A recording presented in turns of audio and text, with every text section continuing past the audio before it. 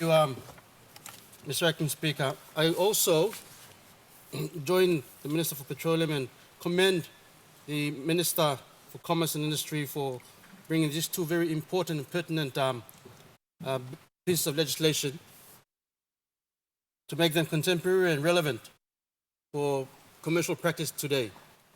Associations Incorporation Act, as outlined, is intended for a particular purpose.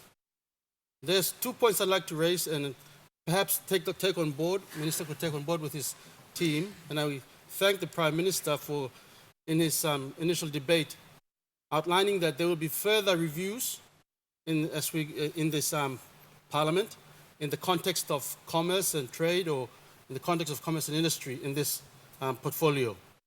What is important is the dispute resolution component is a concern. The courts are already congested with disputes.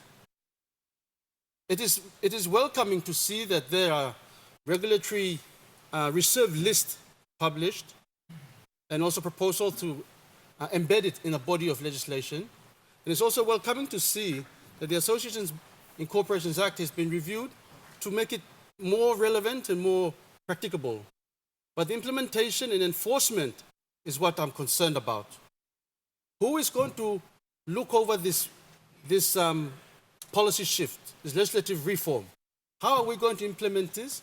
And is it possible in a further review to consider the introduction of a tribunal within the Investment Promotion Authority, where if there are breaches in the context of reserve activities being breached or associations conduct being breached, instead of parties running to the courts or IPA burdening itself of taking enforcement if there were, which I see there isn't, there is an absolute need and necessity to introduce enforcement of these areas.